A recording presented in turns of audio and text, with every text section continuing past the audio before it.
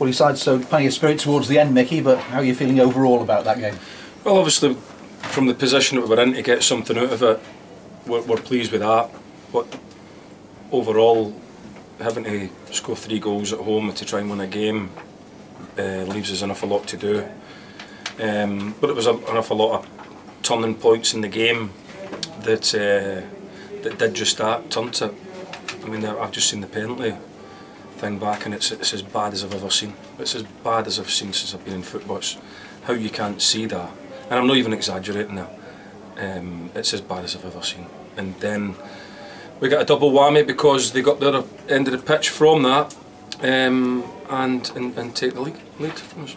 Yeah, as you say, the scramble one end, as you say, handball, and then they go down the other end, and as you say, it's such a tight game. You know, the important decisions are very important. Yeah, but I mean, we know that we have to dig out a result from somewhere, as you have to do when you're in the situation that we're in with a club like Tranmere, where the expectancy levels are so high. But listen, hopefully that's a turning point to come from 2-0 down so late in the game, and to get something out of the game. The lads deserve a lot of credit for that. There's obviously things that we're not happy with, and we know we need to get better of it. But the situation that we're in, it affects people, but to show the spirit that they did to get a result out of it, and maybe with Norwood at the back stick, we were looking at. I thought we was going to put your head in it. It might have been a win, but listen, to dig it backward, we're pleased. You changed the formation, obviously hoping to get the wing backs further forward. How did you feel that had worked while it was 0-0? I thought Mitch Duggan played very well. I thought we started the game okay. Started it quite well. We were a wee bit sloppy early on when we gave them probably their only chance of the game, to be fair. There were time that Scots had to dig us out when we've sort of overcooked the ball a little bit. We moved it well, but then sort of got affected by the environment a little bit. 25 minutes, half an hour into the game, and it became a little bit scrappy, but still not under any major threat really. We got in at half time 0-0. I thought we started the second half okay again, the better of the two sides. Then we have the opportunity that we should have a stonewall penalty, and then to be looking at the other end and getting away with penalties as a real test of character, and then to go 2-0 down, the test of character again, shows what they're all about. The crowd got a bit edgy, didn't they, after that, and a few misplaced passes. Can you understand how they're feeling at that stage? Yeah, because there's frustration. We have standards here, haven't we, the way that we want to play, but it never really went any different atmosphere-wise to the way that I expected it to go if we weren't going to be winning 10-0 after 5 minutes. So it went that kind of way. We probably, to calm it all down, would have to get an early goal or get the first goal. But every credit to the players, and the subs that came on made an impact. They got us back in the game. Cook and Mangan up front at the end with Norwood playing a bit wider. That giving you food for thought for Monday? No, it was 3 up front. There was nobody out wide. We kind of went with two players up around Cook. The wing backs we asked to get forward a wee bit more to deliver balls into the box. Or when it went up to Cook, we needed 2 people sort of gambling on anything that went around him. We had to keep passing the ball. That was important. I think Jay Harris made him on sort of steadies a wee bit in the midfield as well. I have credit to him for doing that. But it's a squad game, and you always want your subs to come on and have an impact, or and create you something or settle you down, and the 3 boys did that for us, so we're really pleased with them. Well done to them. And you get momentum in different ways, and sometimes you've come back from the edge of a defeat and got a draw, and that can be the thing to push you on, can't it? Yeah, and what was pleasing was everybody got together, the crowd, the players. You see the effect that they had on them, and the momentum was all with us pretty much for the last sort of 15-20 minutes when we got gone. But again, it's disappointing we have to score 3 goals at home to win a game. We're not trying to come away from that. We have to score goals, 2 goals to get a draw. But hopefully it's the turning point, and we can build on it. And all the substitutions down to tactics. Nobody's got a little knock or something that might make a bit out for Monday. No, everybody's fine. We obviously had to look at the group we know that we've got 2 games in quick succession. So we trust the group, and sort of looked at that and felt that we would be able to do that, and we still carry on with our plans for Monday, and go down to Solihull now and hopefully build on scoring two late goals there and get the next goal at Solihull. Thanks very much. Thank you. Not pretty at times, Mickey, but the end of that game is the end of that can really kick a season off, isn't it? Well, it depends what you think pretty is. I mean, that's in the eye of the beholder, isn't it? Sometimes the game of football asks you to be gritty, run hard, go and be aggressive, show character. There's something certainly very good about that. They did that, they dug in. It wasn't the game of football that everybody wants to come and see, but it was what was required with 20 minutes to go. They showed the qualities that was needed, and probably if the game was going to run on, there was only going to be one winner, so every credit to the players for that. And relief around the ground, not from just for the fans, but from yourself, from the players, to see Andy Cook scoring the goal and getting us, well, I know it's only 2-1, but the relief around the stadium was immense.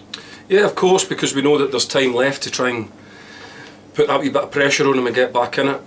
We know that there was going to be a decent amount of injury time, so we knew that there was going to be time to put that wee bit of pressure on them, and the quicker we got that goal to get back in it, the better. It came at a time where it allowed us to keep putting them under pressure and try and get back in the game. And not many chances for Andy Mangan over the past few months, but he comes in today, 20-25 minutes to go, gets his goal right at the end, a big important goal. How much is that going to be a relief for him? Because I know himself, he's a bubbly character, so that's going to really put him over the moon, isn't it? Yeah, massive, and nobody more delighted than us, because we know that what he judges himself on is scoring goals, and for him to get one, hopefully is going to bounce it on now for him, because he's been so desperate for that. We know that he can score goals. We know that that's the areas is where he would want nobody else, and we're delighted to see him scoring this goal. I'm bored of asking this question, Mickey. I'm sure you're bored of hearing me ask this question, Mickey. The referee today, do you feel you're hard done by? I think it's there for all to see, isn't it? It's difficult for me to comment, and I just let the pictures speak for themselves. I'm glad that we film it. It's just not good enough, is it?